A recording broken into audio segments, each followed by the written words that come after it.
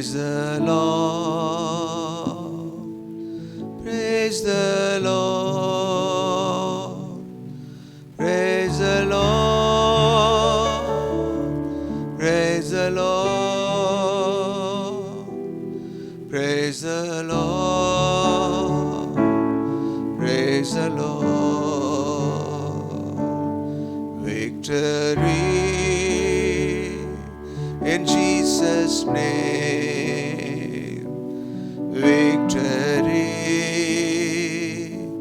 in Jesus' name. Victory in Jesus' name. Victory in Jesus' name. மகாபரிசுத்த ஆவியானவரே, Holy Spirit of God, இந்த வேளையிலும் தாமுடைய பிரசன்னத்தை நாங்கள் வாஞ்சிக்கிறோம் சுவாமி. we are eagerly waiting upon your presence, O Father. ஆவியான தேவனே, எங்களை நீ நிரப்பி நடத்துவீராக. Holy Spirit of God, fill us and guide us, Lord. உம்முடைய பிரசன்னம் இல்லாமல் எங்களால் ஒன்றும் செய்ய முடியாது. Without your presence we can do nothing, Father. கர்த்தரே, ஆவியானவர் வருக வருக என்று நாங்கள் வரவேற்கிறோம். Holy Spirit of God, our Lord, we welcome you. கிறிஸ்துவுக்கு மிகவும் பிரியமானவர்களே, My beloved people of Christ, இந்த நாளிலும் கூட நாங்கள் உம்மை சந்திக்க எங்களுக்கு கர்த்தர் தந்த தயவுக்காக ஸ்தோத்திரிக்கிறோம். even today I thank God for giving me this opportunity to meet you all. இப்பொழுதும் கூட நம்முடைய அருள்நாதர் இயேசு கிறிஸ்துவை நாம் தியானித்து நாம் பாடி நாம் ஆராதிக்கலாமா? Even today let us sing, meditate and worship our Lord.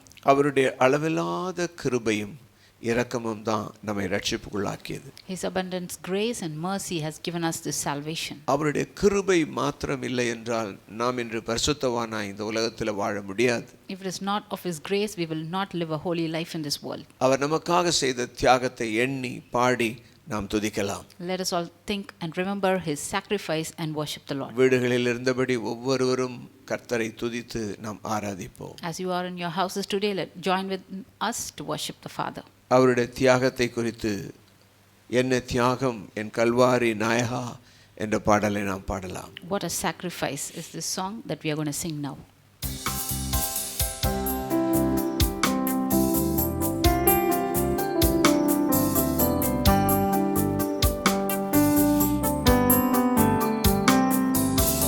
என்ன தியாகம் என் கல்வாரி நாயகா, என்னையும் உம்மை போல் மாற்றிடவோ. பாடலாமா? Shall we sing?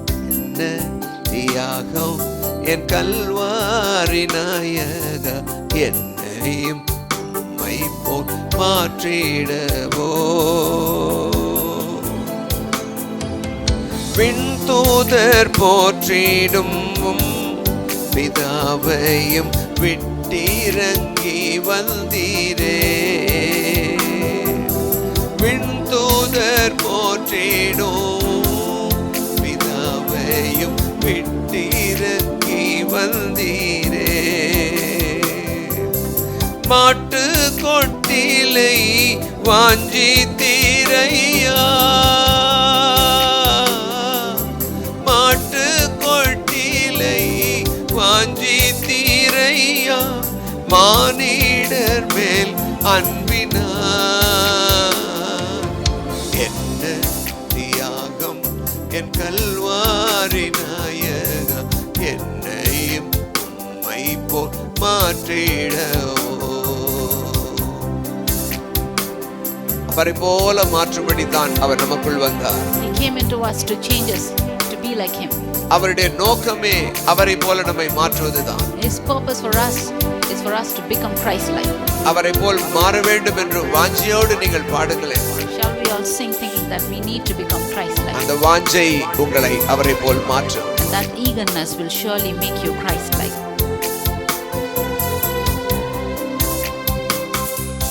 ஜெனித்த நாள் முதலாய் கல்வாரியில் ஜீவனை ஈயுவரை, ஜெனித்த நாள் முதலாய் கல்வாரியில் ஜீவனை ஈயுவரை, பாடுகள் பங்கா பங்காய் கண்டீரையா, பாடுகள் பங்காய் கண்டீரையா, பாவியை மீட்பதற்காய் என்ன தியாகம் என் கல்வாரி நாயகம், என்னையும் உம்மை போல் மாற்றிடவோ, தலையை சாய்த்திடவோ, உமக்கு ஓர் ஸ்தலமும் எங்கும் இல்லை, தலையை சாய்த்திடவோ, உமக்கு ஓர் ஸ்தலமும் எங்கும் இல்லை, உம்மடி சுவட்டில் நான் செல்லவே,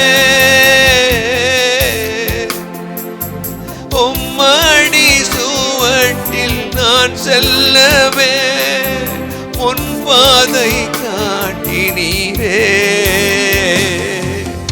என்ன தியாகம் என் கல்வாரி நாயகா, என்னையும் உம்மை போல் மாற்றிடவோ. அவரை போல மாறுவதுதான் நம்முடைய லட்சியம். Our goal is to become Christ-like. அவருடைய சிலுவையின் தியாகத்தை நீங்க யோசிச்சு பாருங்க.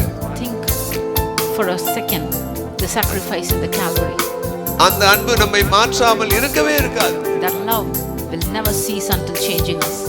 சகோதரனே, சகோதரியே, My beloved brother and sister, அவருக்காக மாற வாங்க. come forth to become Christ-like. அவரை போல மாற நீங்கள் சபைக்கு வாங்க. Come to the church to become Christ-like. அவரை போல மாறுவதற்காக நீங்கள் உங்களை தியாகம் பண்ணுங்க. Sacrifice yourself to become like Christ. நிச்சயமாய் கர்த்தர் உங்களை மாற்றுவார். Definitely Jesus will change you. பாடுகள் உள்ள உம்மை மகிமையில் பூரணமாய் சேர்த்ததே, பாடுகள் அல்லோ உம்மை மகிமையில் பூரணமாய் சேர்த்ததே, உம்மோடு நானும் பாடு சகிப்பேன், உம்மோடு நானும் பாடு சகிப்பேன், என் ஜீவனையும் வைத்த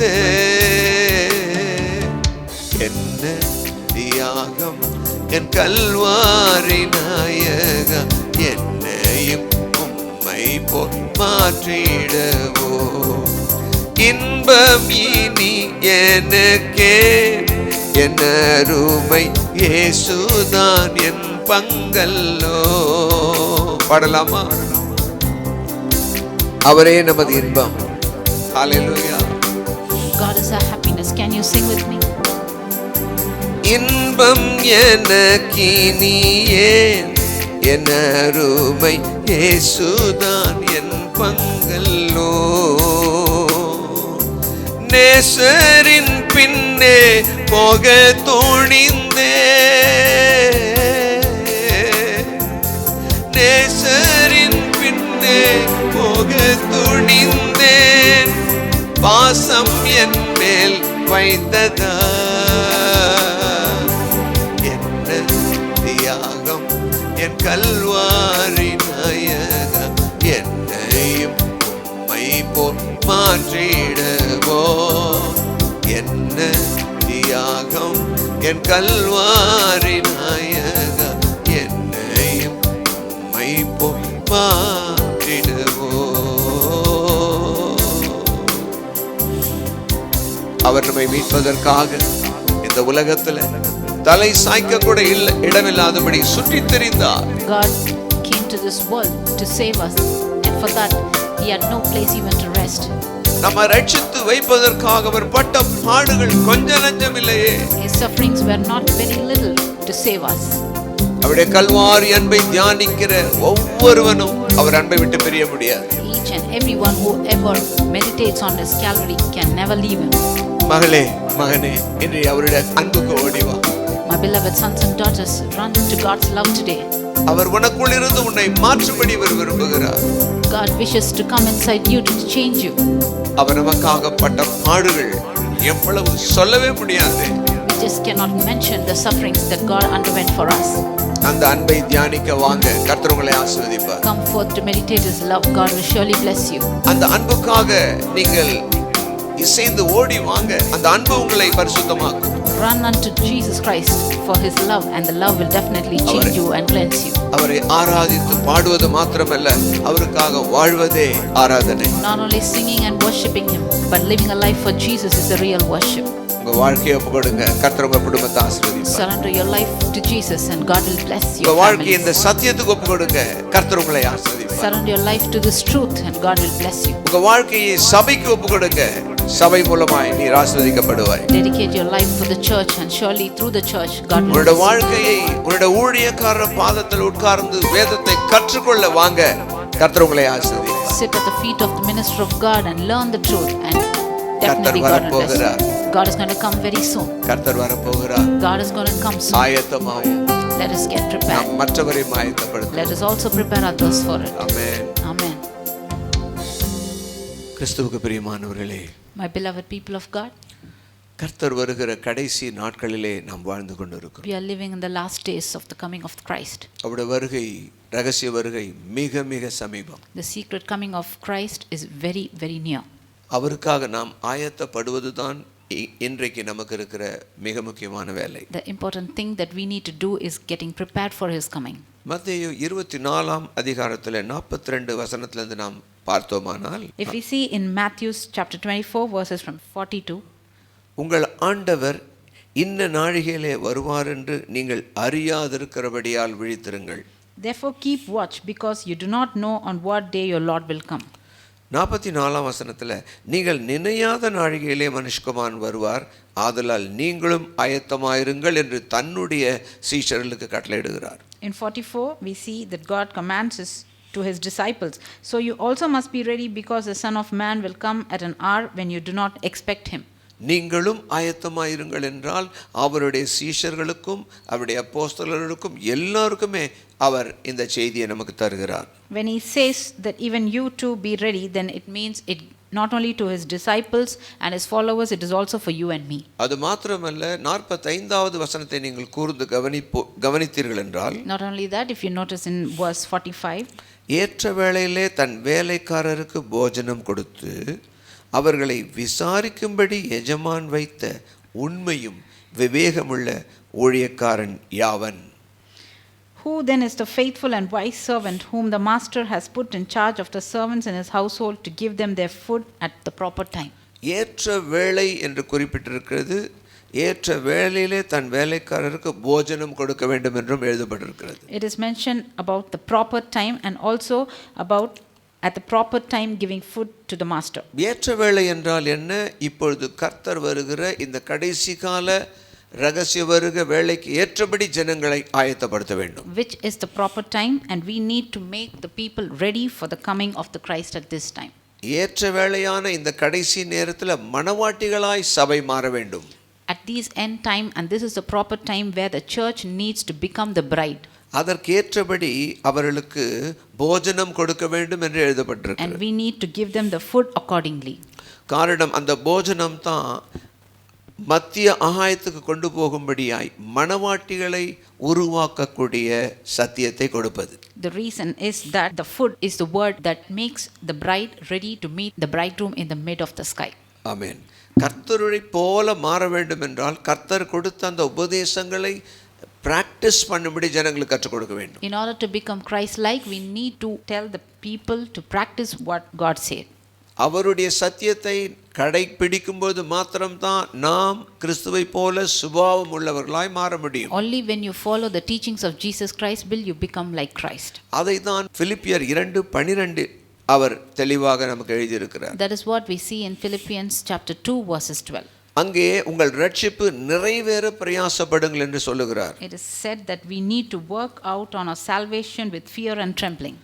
காரணம், நாம் ரட்சிக்கப்பட்டிருக்கிறோம், ரட்சிப்பை பெற்றிருக்கிறோம். The reason is we have received our salvation. ரட்சிப்பை பெறாத உலகத்தாருக்கு அவர் சொல்லவில்லை. This is not said to the people of the world who have not been saved.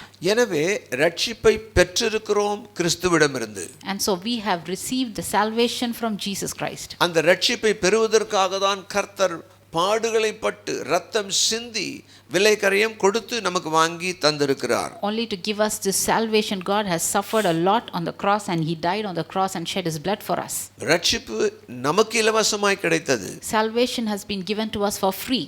ஆனால் அவர் அதை இலவசமாய் பெறவில்லை. But he did not get it for free. அவர் பாடுபட்டு துன்பப்பட்டு வேதனையோடு சொல்ல முடியாத துன்பப்பட்டு தான் நமக்கு அந்த ரட்சிப்பை வாங்கி தந்திருக்கிறார். He has suffered a lot and went through a lot of persecutions, and he has paid a very big price for it to give us the salvation. அது மாத்திரமல்ல, விலையேற பெற்ற அவருடைய பரிசுத்த இரத்தத்தை சிந்தினார். Not only that, he shed his priceless blood for us.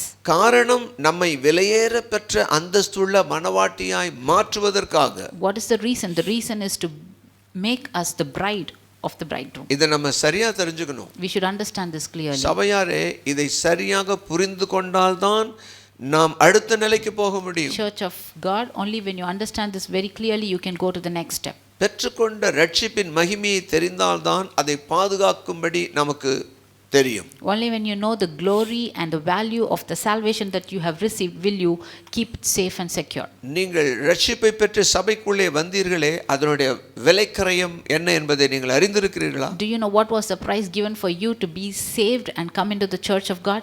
ரட்சிப்பு கர்த்தர் கொடுத்தாரே, அதை பாதுகாக்க வேண்டுமே என்ற அக்கறை உங்களுக்கு இருக்கிறதா? Do you care to even save the salvation that you have received? அந்த அக்கறை இருக்கும்படியா இருந்தால்தான் ஆவியானவர் உங்களை முன்னேறி செல்ல வைக்க முடியும். Only when you care about it will the Holy Spirit of God help you to go to the next step. அதனால தான் அப்போஸ்தலனாகிய பவுல் சொல்லுகிறார், நீங்கள் பெற்ற ரட்சிப்பை பாதுகாத்து நீங்கள் அதில் முன்னேற பிரயாசப்படணும். That is why Apostle Paul says you need to safeguard the salvation that you have received, and you have to work on it to progress in it. அநேக சபைகளிலே கர்த்தருடைய பிள்ளைகள் பரிசுத்தத்திலே வளரவில்லை, இன்னும் முன்னேறி செல்வதில்லை. In so many churches we see that the people of God have not progressed in holiness, and they have not gone to the next step. காரணம் என்னவென்றால் அவர்கள் பெற்ற ரட்சிப்பின் மகிமையை அவர்கள் அறிந்து கொள்ளவில்லை. The reason is because they have not understood very clearly the value and glory of the salvation that they have received. ஆனால் நீங்களும் நானும் அப்படி அல்ல, அவருடைய ரட்சிப்பை அறிந்து கொள்ளுகிறோம், அவருடைய ரட்சிப்பை பற்றி நாம் புரிந்திருக்கிறோம். But you and me are not like that. We have very well known the value of the salvation. எனவேதான் நம்முடைய ரட்சிப்பை நாம் நிறைவேற்றி முடிக்க வேண்டும். That is why we need to complete our salvation. நாம் ஆவியிலே ரட்சிப்பு பெற்றிருக்கிறோம். We have received salvation in our spirit. ஆனால் ஆத்துமா இன்னும் ரட்சிக்கப்படலையே. But our soul has not yet been saved. ஆத்துமாவை ரட்சிப்பதற்காகத்தான் கர்த்தர் நம்முடைய ஆவிக்குள்ளே வந்து வாழ்ந்து கொண்டிருக்கிறார். Jesus Christ has come into us in our spirit to save us in our soul. இயேசு கிறிஸ்து உங்களுக்குள் உங்கள் ஆவிக்குள் இருக்கிறார் என்பது உங்களுக்கு தெரியுமா? Do you know that Jesus Christ is dwelling inside you in your spirit? இந்த சத்தியத்தை நாங்கள் பலமுறை விவரித்து காண்பித்துக் கொண்டே வருகிறோம். I'm very often talking about this to you very clearly.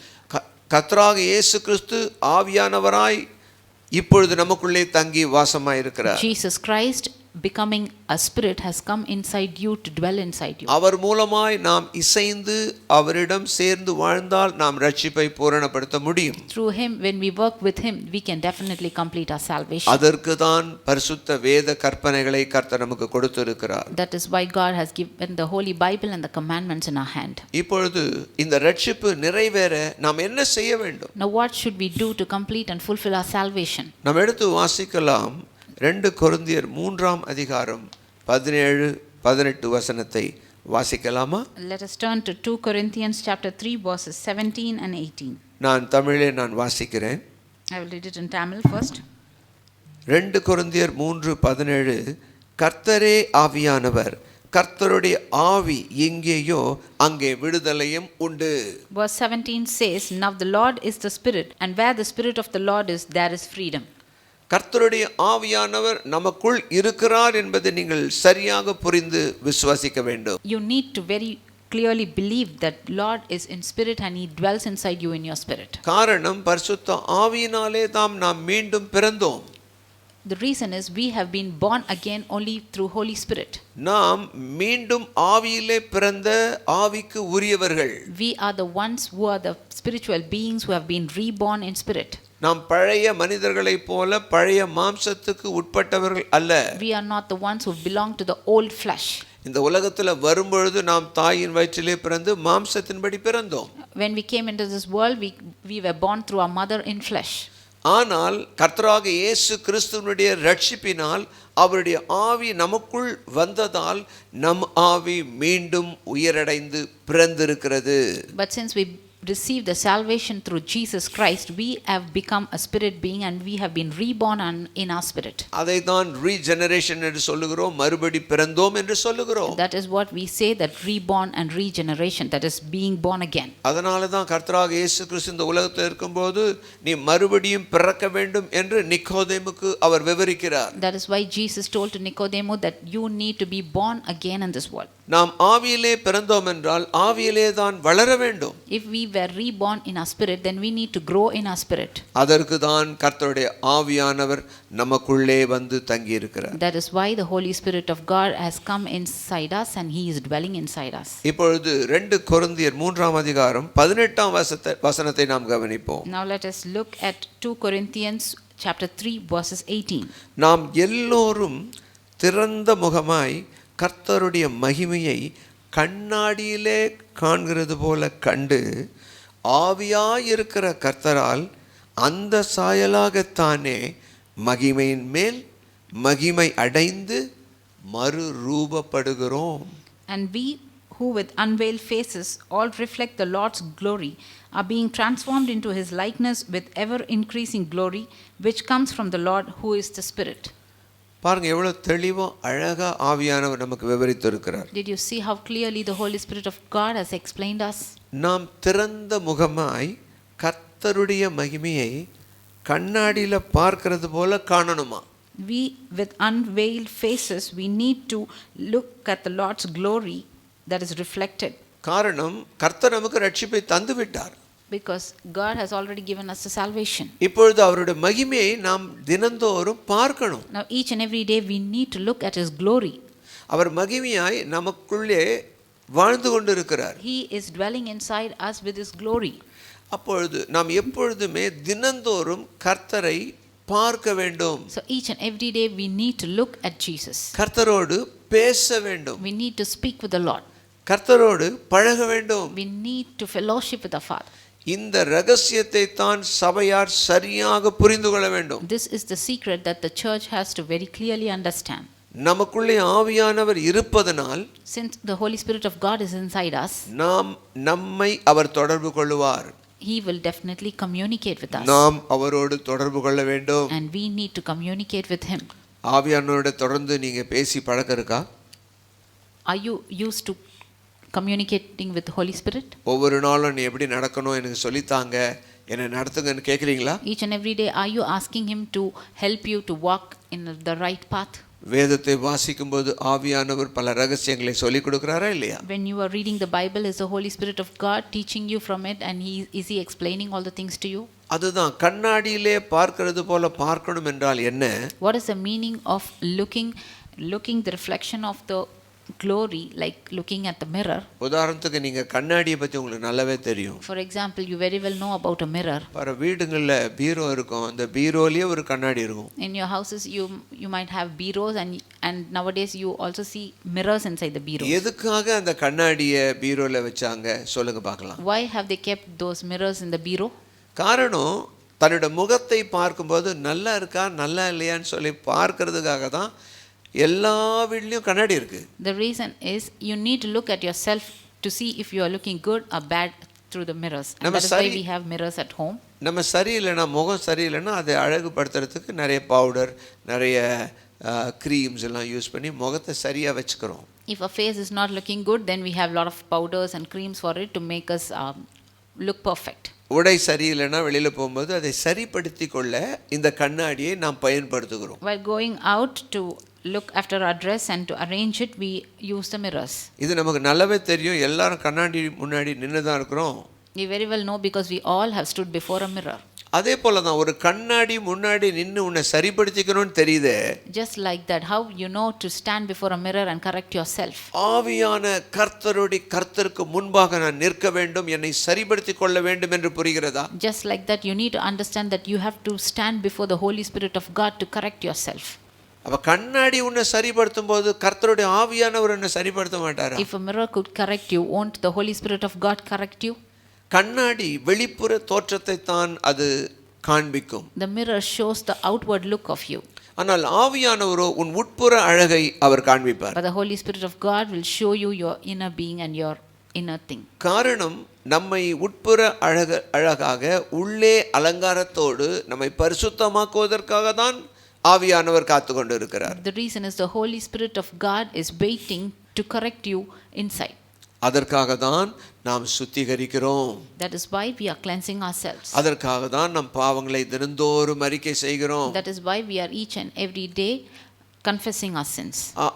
கர்த்தருடைய கண்ணாடி என்ன? அது வேத புத்தகம். What is the mirror of God? It is the Holy Bible. கர்த்தருடைய கண்ணாடி என்ன? அது ஜெப வேளை. What is the reflection of God? It is the prayer time. கர்த்தரை பார்க்க வேண்டும், அவர் முன்பு நிற்க வேண்டும் என்றால் அதற்கு அதிகமாக ஜெப நேரத்தை ஒதுக்க வேண்டும். If you need to see God and if you need to stand before him, then you have to set right more time in prayer. அவருக்கு முன்பாக இருந்து நாம் அவரை தரிசிக்க வேண்டும். You should stand before him and then you need to look at him. மோசே தேவன் மேலே மலைக்கு மேலே அழைத்தார். God called Moses to come upon the mountain. தன்னோடு தனியா இருக்க வேண்டும், யாரும் வரக்கூடாதுன்னு சொல்லிட்டார். He also said that he has to come alone and no one should be with him. அப்படியே மோசே மலை மேலே சென்று கர்த்தரோடு தங்கி இருந்தார். And just as he said, Moses went upon the mountain to stay with the Lord. தேவனுடைய முகத்தை இவர் பார்க்க ஆரம்பித்தார். He started to look upon the face of the Lord. அவரோடு பேச ஆரம்பித்தார். He started to talk with him. அவர் முகத்தில் இருந்த தேவன் முகத்தில் இருந்த மகிமை மோசேயின் முகத்துக்கு வந்து விட்டது. The glory that was on the face of the Lord came on the face of Moses.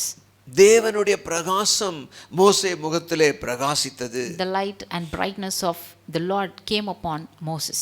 எப்படி கண்ணாடி போல அந்த முகம் பிரகாசிக்க ஆரம்பிக்கிறது. How did it happen? Just like the reflection in a mirror, it came upon him. அதுதான் தன்னை பார்க்கவும் தன்னோடு கர்த்தர் பேச வேண்டும் என்ற ஆவலிலே மோசேயோடு தேவன் இருந்தார், தேவனோடு மோசே இருந்தார். The eagerness in which Moses had, we see that God spoke with Moses. தேவனோடு இருந்த பின்பு அவர் ஜனங்களை பார்க்கும்படி கீழே இறங்கி வந்தார். After being with the Lord for a while, he came down to look at the people. தேவனுடைய சத்தியமான பிரமாணத்தை கொண்டு வந்தார். He brought the commandments of the Lord. அதை ஜனங்களுக்கு கொடுக்கும்போது, But while giving it to the people, ஜனங்கள் மோசே முகத்தை பார்க்க முடியல. the people couldn't look at the face of Moses. Moses முகத்துல என்ன மாறுதல் வந்துச்சு? What was the change in the face of Moses? அவங்களாம் சொன்னாங்க, உங்க முகத்தை என்னால பார்க்க முடியலன்னு சொன்னதுனால மோசே தன் முகத்தை முக்காடிட்டு மறைத்து கொண்டார். They all said that we couldn't see your face. Then Moses covered his face with a cloth. அந்த அளவுக்கு மோசேயின் முகத்துல தேவனுடைய பிரகாசம் இருந்தது. That much of reflection of the glory of God was upon Moses. அதே போலதான் Just like that, கர்த்தராகிய ஆவியானவருக்கு முன்பு நாம் எப்பொழுதுமே தங்கி இருக்க வேண்டும். we need to always stand before the Holy Spirit of God.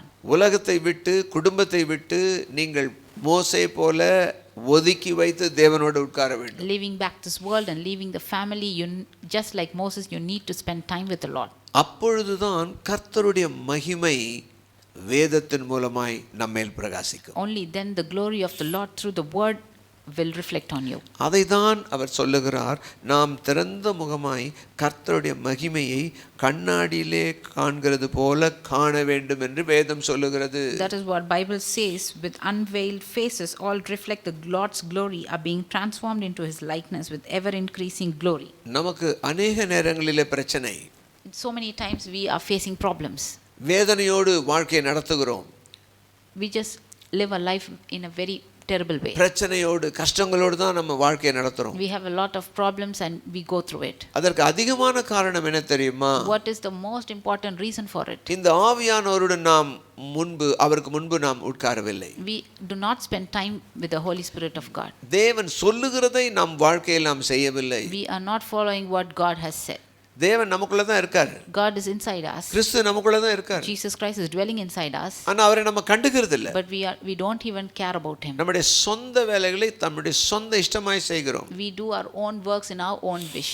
அதனால தான் நம்ம எல்லா விதமான பிரச்சனைக்கு உள்ளாகிறோம். That is why we are facing lot of problems today. நீங்க ரோமர்ல இருக்கிற நிருபத்துல ஒரு வசனத்தை வாசிக்கிறோம், நீங்க பாருங்க. If you see a verse in Romans, ரோமர் 8ஆம் அதிகாரத்தை நாம் திருப்பிக் கொள்வோம். Romans chapter 8. ரோமர் 8ஆம் அதிகாரத்துல 15ஆம் வசனத்துல நாம் அப்பா பிதாவை என்று கூப்பிட பண்ணுகிற ஆவியை பெற்றிருக்கிறோம். In Romans 8:15 we see, for you did not receive a spirit that makes you a slave again to fear, but you received the spirit of sonship, and by him we cry, Abba, Father. அப்ப தேவன் நம்முடைய தகப்பன். அப்ப அடிக்கடி அவரை நம்ம கூப்பிடணும். God is our father and we often need to call upon him. அவரே நம்ம தகப்பனா இருக்கும்போது அவரை நாம் அடிக்கடி கூப்பிடணும். Since the Lord is a father, we very often need to call upon him. சொல்லுங்க, உங்க குடும்பத்துல உங்க பிள்ளைகளை நீங்க அடிக்கடி கூப்பிடுறீங்க. In your families you call your kids very often. உங்க பிள்ளைங்களும் உங்களை அப்பான்னு கூப்பிடுறாங்க. And even your kids call you father. ஆனா ஒரு நாளாவது தேவாதி தேவனை அப்பா என்று நீங்க கூப்பிடுற பழக்கம் இருக்கா? But do you have the practice of calling our holy father as a father? நீங்க கூப்பிடணும்னு தான் இங்க எழுதி இருக்கு. It is in this verse it is said that you need to call upon him as Abba, அது Father. ஒரு ஜெபத்துக்காக அல்ல, அது ஒரு உறவுக்காக கூப்பிடுறது. It is not calling upon for a prayer or a request, but it is to renew your relationship with him. ஒரு பாசத்துல அப்பா பிதாவே என்று கூப்பிடுறது. It is calling with much of love, calling upon him as Abba, Father. அந்த உறவு அதிகமாக தொடரும் பொழுது When you continue in that relationship, அவர் நம்மோடு பேச ஆரம்பிக்கிறார். God will start to talk with you. இந்த ரோமர் 8:14 பாருங்க. In Romans 8:14 we see, எவர்கள் தேவனுடைய ஆவியினாலே நடத்தப்படுகிறார்களோ அவர்கள் தேவனுடைய பிள்ளைகள் என்று வேதம் தெளிவாக எழுதியிருக்கிறது. because those who are led by the Spirit of God are sons of God. அப்ப நடத்தப்படுவதுதான் முக்கியம். So being led by the Spirit is very important. ஆவியானவர் உள்ள இருக்கிறார். The Holy Spirit of God is inside us. இயேசு கிறிஸ்துவாய் உள்ள இருக்கிறார். Jesus as Christ is inside us. நம்மளை நடத்துறதுக்கு தான் அவர் வந்தார். He has come to lead us. பாருங்க, அவருடைய ரட்சிப்பு ஒரு பெரிய திட்டத்தில் அமைந்திருக்கிறது. His salvation is upon a very big plan. அது முதலாவது காரியம், இயேசு கிறிஸ்து இந்த உலகத்துல வந்தது முதலாவது காரியம். And the first thing in it is Jesus Christ coming to this world. மனிதனாகவே இந்த உலகத்தில் வாழ்ந்தது இரண்டாவது காரியம். And living as a human being in this world is the second thing. அடுத்த திட்டம் சிலுவையிலே சென்ற நமக்காக ரத்தம் சிந்தி நம்மை மீட்டெடுத்தது. And the third plan is that shedding his blood on the cross and dying for us, for our salvation. அதன் பிறகு அவர் தேவன் என்பதை நிரூபிப்பதற்காகவும் தேவனை சந்திப்பதற்காகவும் அவர் உயிரோடு எழுந்தார். And after that, to prove that he is the Lord and to meet the Lord, he resurrected. பிதா குமாரனை அனுப்பின அந்த திட்டம் பரிபூரணமாய் நிறைவேறியது. The Father sending his Son to this world was, the plan of it was completely fulfilled. ஆனால் இன்னும் ஒரு காரியம் அந்த திட்டத்தில் பேலன்ஸா மீதியாக இருக்கிறது. But there is one more thing, balance, that is not being fulfilled yet. அதை தான் நாம் சரியா புரிஞ்சுக்கணும். That is what we need to understand. அவர் உயிர்த்தெழுந்து பிதாவிட வலது பார்சத்தில் உட்கார்ந்து இருக்கிறார். After he resurrected, he is seated upon the right hand of the Father. நம்மை அவர் இந்த உலகத்திலே அனாதைகளாக விடவில்லை. And he has never left us as orphans in this world. நம்மை பழைய பாவத்திலிருந்து ரட்சித்திருக்கிறார். He has saved us from our old sins. நம்மை அப்படியே விட்டுவிட அவர் விரும்பவில்லை. And he just hasn't left us like that. எனவே அவருடைய ரட்சிப்பின் திட்டம் முழுமையாக நிறைவேறத்தான், In order to complete and fulfill his plan of salvation, பரலோகத்தில் இருக்கிற அந்த தேவன் மீண்டுமாக உலகத்திலே நம்முடைய ஆவிக்குள்ளே வந்து தங்கி இருக்கிறார். the Father and the Lord who is in heaven has come inside us into our spirit to live with us. இந்த உலகத்திலே மனிதனாக இருந்த பொழுது அவர் எதையெல்லாம் செய்தாரோ, Whatever things that he did while he was a human being in this world, சுகம் தந்தார், பிசாசை திரட்டினார், விடுதலையாக்கினார். he healed people, he delivered people, he freed people from demons. ஆனால் அதை நமக்குள்ளிருந்து நம்மை வைத்து செய்ய அவர் வந்திருக்கிறார். But now he has come inside us to do those same things using us. நம்ம நல்லா இந்த ரகசியத்தை நம்ம புரிஞ்சுக்கணும். We need to very clearly understand the secret. அவர் உலகத்தில் இருந்த பொழுது சீஷர்களை உருவாக்கி அவர்கள் மூலமாக தேவனுடைய ராஜ்யத்தை கொண்டு வந்தார். While he was in this world, he tried to build the kingdom of God through his disciples.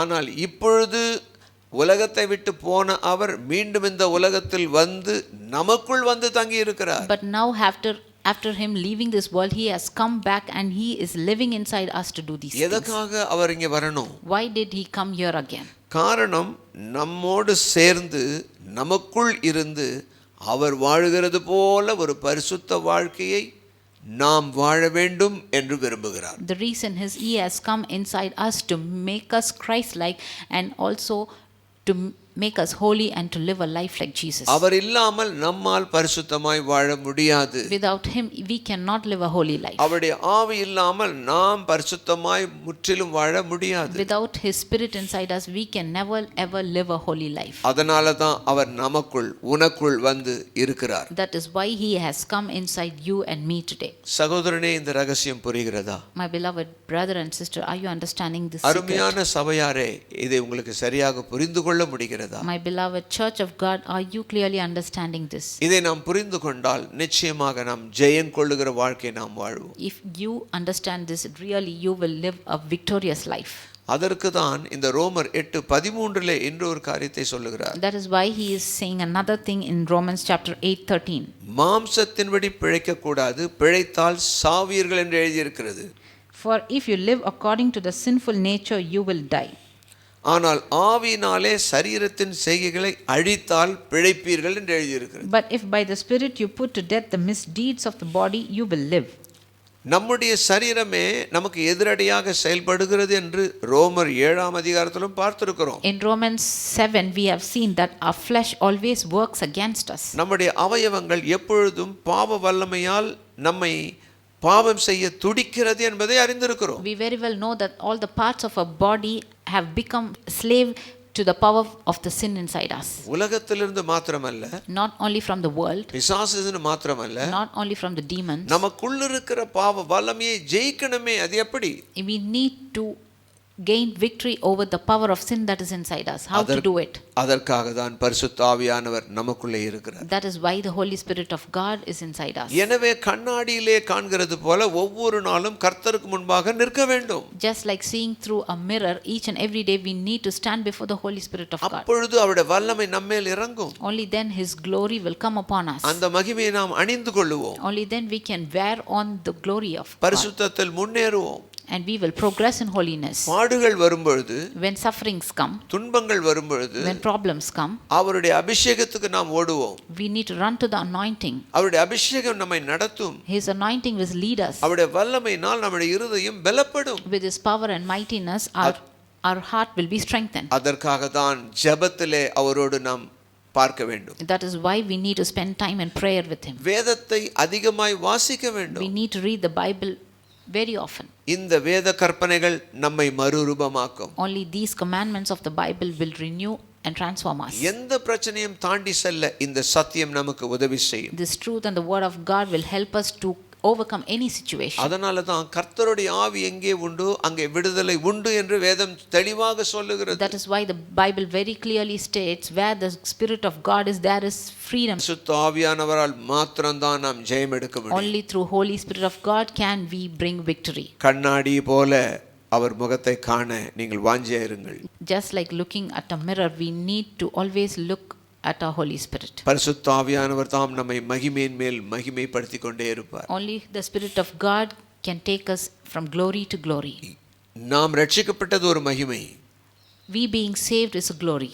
நாம் பூரணராக்கப்படுவது அடுத்த மகிமை. And we becoming a complete person and a perfect person is another பரிசுத்தத்தில் glory. முன்னேறி செல்வது அடுத்த மகிமை. Progressing in holiness is another glory. பாடுகளில் முன்னேறி செல்வது அடுத்த மகிமை. Overcoming all the sufferings and problems is another glory. சத்தியத்தினால் ஊழியம் செய்து ஆத்துமாக்களை ஆதாயம் செய்வது அடுத்த மகிமை.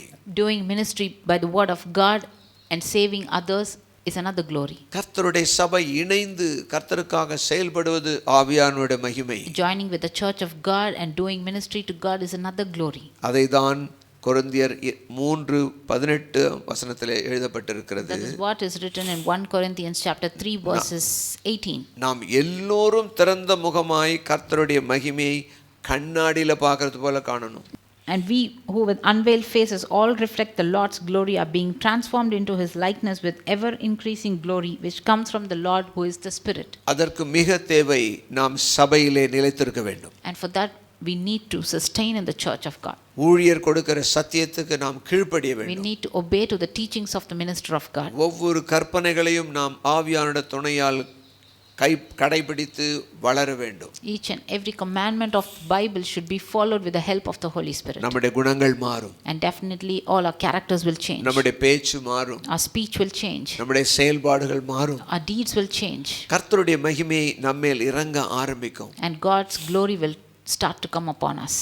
மோசே முகம் எப்படி தேவனால் மாறினதோ, Just like how the face of Moses changed like God's face. கிறிஸ்துவனுடைய அறிவாகிய ஒளி இந்த ஒளி நம்முடைய சுபாவத்தை மாற்றும். Just like that the glory of Jesus Christ will come upon us to change us. கிறிஸ்துவுக்குள்ளே அனந்த ஞானம் இருக்கிறது. God has a whole lot of wisdom. எவ்வளவு அதிகமாய் நாம் வேதத்தை தியானிக்கிறோமோ, How much ever we start to meditate the word of God, எவ்வளவு அதிகமாய் இந்த வேத வசனத்தை கடைபிடிக்க உங்களை விட்டு கொடுக்கிறீர்களோ, how much ever you give up to follow the word of God, அந்த அளவுக்கு கிறிஸ்துவனுடைய அறிவாகிய மகிமை நம்மேல் இறங்கும். that much the glory and the wisdom of God will come upon us. கிறிஸ்துவை போல சிந்திக்க ஆரம்பிப்போம். We will start to think like Jesus. கிறிஸ்துவை போல ஊழியம் செய்ய We ஆரம்பிப்போம். will start to minister like Jesus. கிறிஸ்துவை போல எல்லாரையும் நேசிக்க We ஆரம்பிப்போம். will start to love one and all just like Jesus did. கிறிஸ்துவின் அன்பினால் நாம் நிறையப்பட்டிருப்போம். We will be filled with the love of God. காரணம் ஆவியானவர் நம்மை மகிமையின் மேல் மகிமைக்கு கொண்டு போவார். The reason is the Holy Spirit of God will take us from glory to glory. கர்த்தருடைய மகிமை நம்மை மூடிக்கொள்ளும். God's glory will completely cover us. ஆவியாயிருக்கிற கர்த்தரால் அந்த சாயலாகத்தானே மகிமையின் மேல் மகிமை அடைந்து மறுரூபப்படுகிறோம் என்று வேதம் சொல்லுகிறது. The Bible says, reflecting the Lord's glory are being transformed into his likeness with ever increasing glory which comes from the Lord who is the Spirit. நல்லா கவனிச்சு பாத்தீங்களா?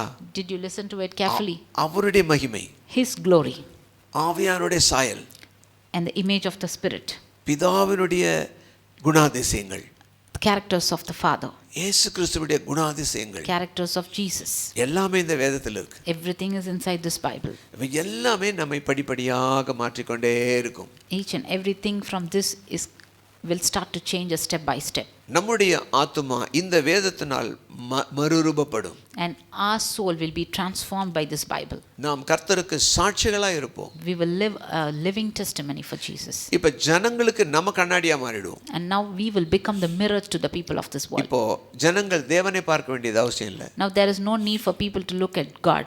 மோசே முகத்தை எப்படி ஜனங்கள் பார்த்தார்களோ, Just like how when people saw the face of Moses, இப்பொழுது சாட்சியாய் வாழுகிற உன் முகத்தை பார்க்க ஜனங்கள் ஓடி வருவார்கள். people will run to look at the face of you who is living a living testimony.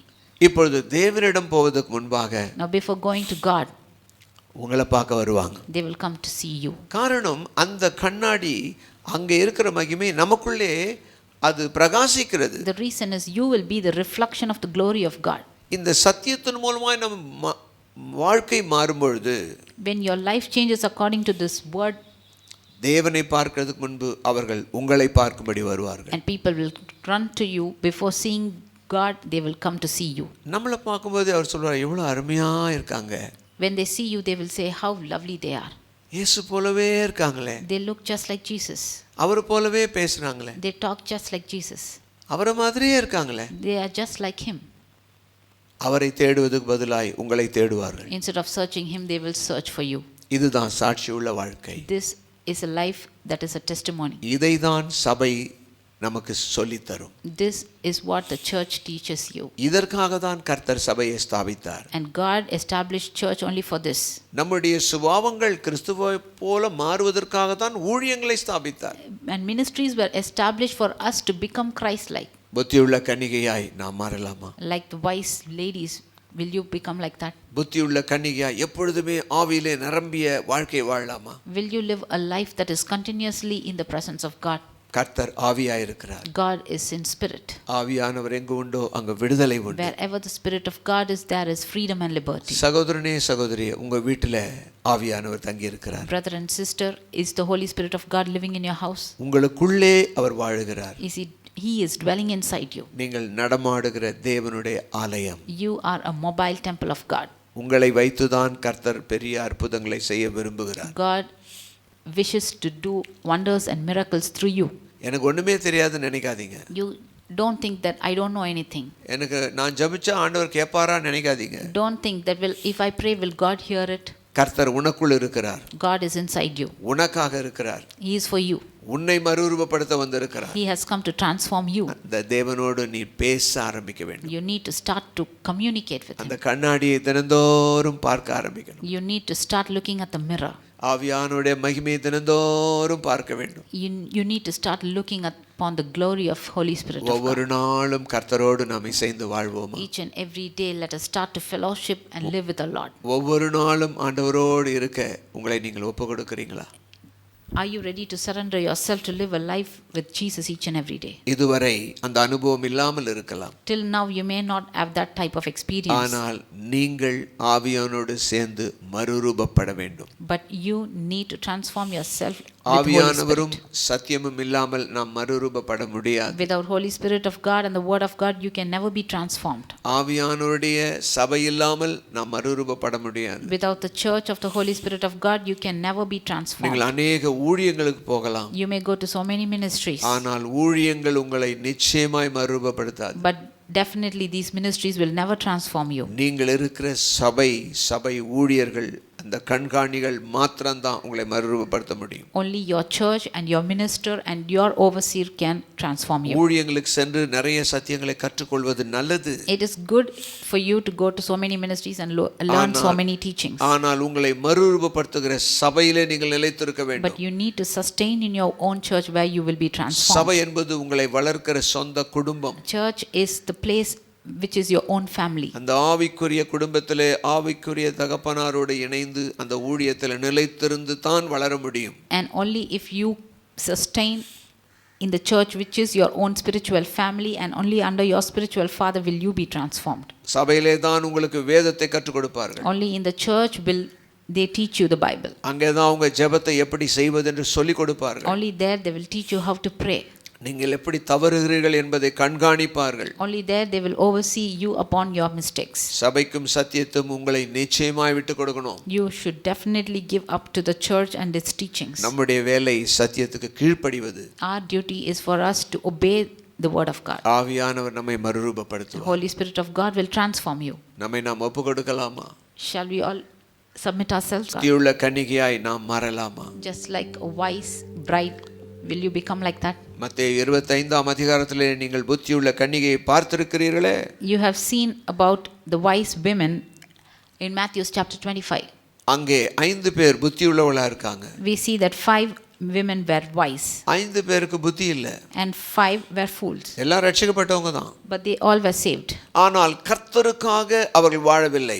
But they did not live a life for God. ரட்சிக்கப்பட்டவர்கள் தனக்காக தன் குடும்பத்துக்காக தன்னுடைய தேவைகளுக்காக கர்த்தரிடம் வருகிறார்கள். The people who were saved, they were living a selfish life only for them and their families, and they came to God for themselves. ஆனால் அவர்கள் மனம் மறுரூபமடையும்படி அந்த ஆவியான கண்ணாடியை பார்க்க வருவதில்லை. But they never come to look at the mirror to see the glory of God and to be transformed. ஆனால் புத்தியுள்ள கன்னிகைகளோ ஆவியிலே நிரம்பி வாழ்கிறார்கள். But those wise women, they are filled with the glory of God. தங்களுக்குள் இருக்கிற ரட்சிப்பை மாத்திரமல்ல தங்கள் பாத்திரங்களிலும் அவர்கள் எண்ணெயை வைத்திருக்கிறார்கள். Not only having salvation in their heart, but they have the oil in their hand. தங்கள் பாத்திரங்களில் எண்ணெய் என்றால் என்ன? தங்கள் ஆத்துமாவிலே கர்த்தருடைய ஆவியினாலும் நடத்துதினாலும் நிரம்பி இருக்கிறார்கள். What is the meaning of having oil in the vessel? It means they are being filled with the Spirit of God. எனவேதான் அவர் கர்த்தருடைய வருகைக்கு தயாராக வாழ்கிறார்கள். That is why they are living a life which is prepared for the coming of the Lord. நீங்கள் கர்த்தருடைய வருகைக்கு தயாராக வாழ்கிறீர்களா? Are you living a life that is prepared for the coming of God? அல்லது ஏதோ எனக்கு தேவை என்று கர்த்தரிடம் தேவைகளுக்காக உங்கள் குடும்ப தேவைகளுக்காக வருகிறீர்களா? Or are you coming to God for your own needs, for your family? புத்தி இல்லாத கன்னிகையாய் சபையிலே வாழ வேண்டாம். Do not live a life like those foolish women in the church. இப்பொழுது நாம் கர்த்தருடைய ஆவியானவரை நோக்கி நாம் பாடி ஆவியானவரே என்னை மறுரூபப்படுத்துங்க என்று கேட்கலாமா? Now let us sing and call upon the Holy Spirit of God to transform us. என்னை ஒரு புத்தியுள்ள கன்னிகையாய் மாற்றுங்க என்று கேட்கலாமா? Now let us ask him to change us like the wise women. இதோ அந்த மகிமையின் கண்ணாடி புத்தியுள்ள கன்னிகையாய் என்னை மாற்றும். Now that glorious mirror will change me and transform me into the wise. அந்த மகிமையுள்ள ஆவியானோட ஆவியினாலே நாம் மறுரூபப்பட முடியும். The glorious spirit of God will come and transform me. கர்த்தருடைய ஆவியானவர் நம்மை உருமாற்ற தயாராக இருக்கிறார். The Holy Spirit of God is ready to transform us. புத்தியுள்ள கன்னிகையே என்ற ஒரு பாடலை பாட நான் வாஞ்சிக்கிறேன். Now I'm going to sing a song about the wise women.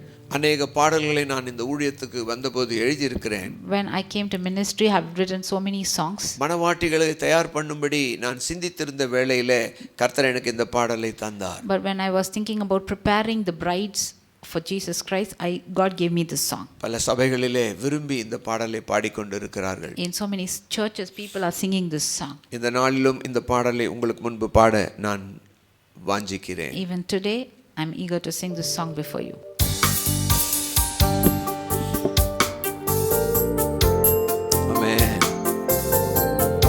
புத்தியுள்ள கன்னிகையே, புத்தியுள்ள கன்னிகையா, ஆயத்தப்படு சபையே, மணவாளன் வருகையிலே மணவாட்டி ஆயத்தமா, கிருபை காலம் முடியும் நேரம் இது, கிருபை காலம் முடியும் நேரம் இது, புத்தியுள்ள கன்னிகையா, ஆயத்தப்படு சபையே, மணவாளன் வருகையிலே மணவாட்டி ஆயத்தமா,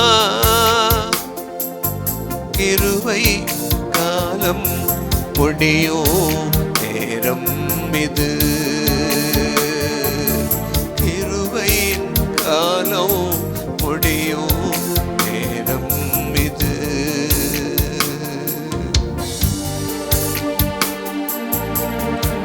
நீ வாழுகிற கடைசி காலம் இது.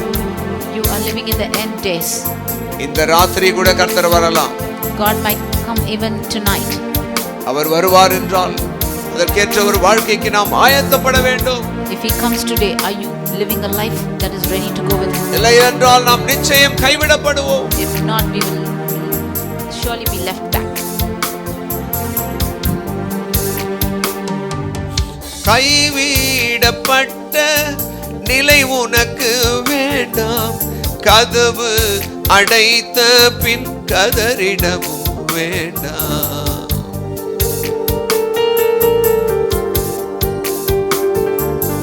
கைவிடப்பட்ட நிலை உனக்கு வேண்டாம், கதவு அடைத்த பின் கதறிடவும் வேண்டாம், கிருபையின் காலம் இது,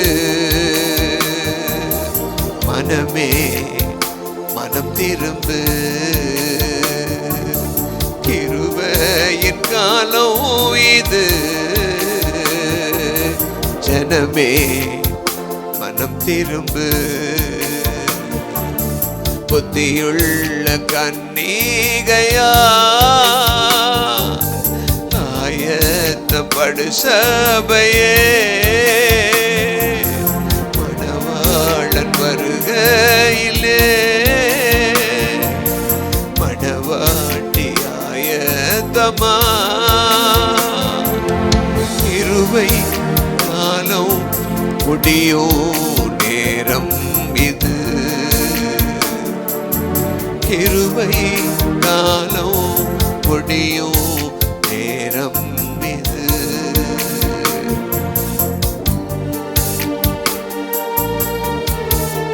கொடூரமான காலத்தில் நீ வாழ்ந்திருக்கிறாய். You are living in terrible days. எந்த நேரத்தினாலும் மரணம் வரலாம். You might meet death anytime. எந்த நேரத்தில் வேணுமானாலும் கர்த்தர் வரலாம். Anytime God may come. நம்மை நாம் பாதுகாத்து ரட்சிப்பில் முன்னேறுவோம். We need to secure ourselves and progress in our salvation. நோவாவின் கால பாவ கொடூரம் நிறைவேறுது இன்று, மனமே நீ உணர்வாய்.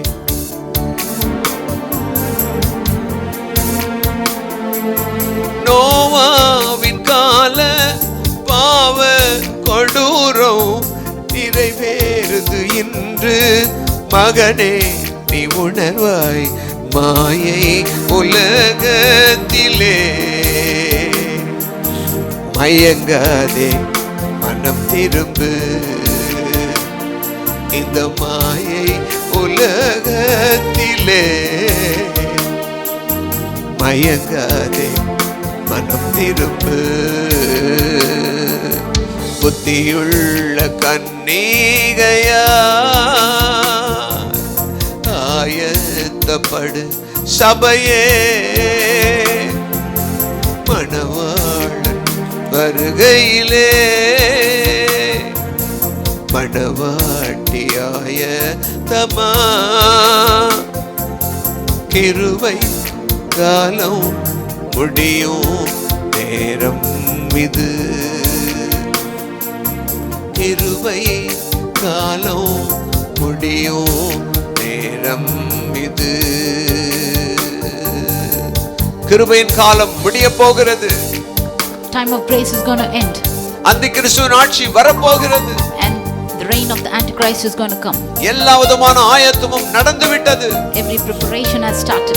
இந்த நேரத்திலே உன் மனதை நீ கல்லாக்கி கொண்டால் நீ கைவிடப்படுவாய். And you, if you're going to have a stone heart, then you are going to be left back. Church of God, இந்த நேரத்திலே நீ எழும்பவில்லை என்றால் நீ கைவிடப்படுவாய். if you don't rise up now, then you will surely be left back. இது ஒரு கிருபையின் காலம். This is the grace. கதவு அடைத்த பின்பு உன்னால் வரவே முடியாது. After the doors are locked, then you can never come in. ஒப்புக்கொடுப்பாயா? Will you surrender yourself? இதோ இந்த நிகழ்ச்சியை காண்கிறவர்களே, உங்கள் இருதயத்தை வருகைக்கு ஒப்புக்கொடுப்பீர்களா? People watching this right now, will you please surrender yourself? கிருபையின் காலத்துக்குள்ளே நாம் கர்த்தருடைய ஓடி வருவோம். At this time of grace, run to Jesus Christ. இந்த கொடுக்கப்பட்ட கொஞ்ச நாட்களுக்குள்ளே சபைக்கும் சத்தியத்துக்கு நம்மை ஒப்புக்கொடுப்போம். In these given days, submit your lives for Church of God and the ministry. இந்த பொல்லாத மாயை உலகத்தை நாம் பின்பற்றாதபடி வேறு பிரிந்திருப்போம். Do not fall for this fake world, but கர்த்தர் ஆவியாய் இருக்கிறார். God is in spirit. கர்த்தர் நமக்குள் இருக்கிறார். He is inside us. கர்த்தர் சத்தியமாய் இருக்கிறார். God is the truth. கர்த்தர் சபையில் இருக்கிறார். God is in the church. கர்த்தர் உங்களுக்குள் இருக்கிறார். God is inside you. கர்த்தர் நமக்குள் இருக்கிறார். God is inside us. நம்மை ஆயத்தப்படுத்த வருகிறார். He has come to prepare us. ஆயத்தப்படுத்துகிற ஆவியானவர் உன்னை ஒப்புக்கொடுப்பாயா? Surrender yourself to the Holy Spirit of God. He will prepare you. ஆயத்தப்படுத்துகிற ஊழியக்காரர் உன்னை ஒப்புக்கொடுப்பாயா? Will you surrender yourself under the minister of God who is ready to prepare you? ஆயத்தப்படுத்துகிற சபைக்கு உன்னை அர்ப்பணிப்பாயா? Will you dedicate yourself to the church that is preparing you? இதோ கர்த்தர் வருகிறார். God is going to come soon. இதோ கர்த்தர் வருகிறார். God is going to come soon. மத்திய ஆகாயத்துக்கு புறப்பட்டு நாம் பறக்க வேண்டும். We need to fly to the mid of the sky. அவர் வருகையிலே கன்னிமை பொழுதிலே நாம் மறுரூபம் ஆவோம். In the wink of an eye we will become transformed. அவர் வருகையை நீ விசுவசித்தால், If you believe the coming of God, அவர் வருகைக்காக வாழ்வாய். you will live a life for the coming. அவர் வருவார் என்று விசுவசிங்க. Believe that God is going to come soon. கர்த்தர் உங்களை ஆசீர்வதிப்பார். God will bless you. கர்த்தர் மறுரூபப்படுத்துவார். God will transform you. ஆவியானவர் பலப்படுத்துவார். Holy Spirit of God will strengthen you. நாங்கள் ஆசீர்வதிக்கிறோம். We are blessing you right now. கர்த்தர் உங்களை ஆசீர்வதிக்கிறார். God will bless you. Amen. Amen. Amen.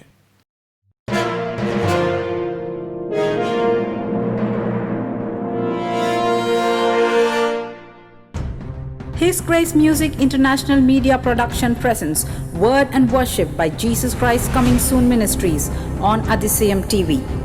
Being a reputed music director in South Indian cinema, Brother Mahakumar was touched by the love of God and he accepted Jesus Christ as his Lord and Savior. He gave up his career and started to serve his calling through JCCS Ministries. Obey the word of God and repent. Jesus Christ is coming soon. Be prepared and prepare others is the TV program conducted by Brother Mahakumar in Tamil language, which is also translated in English on Adisayam TV. Every Wednesdays from 7:30 to 8:30 p.m. Don't miss it. To contact us, call 98411-80885, 9962850502. Jesus Christ is coming soon. God bless you.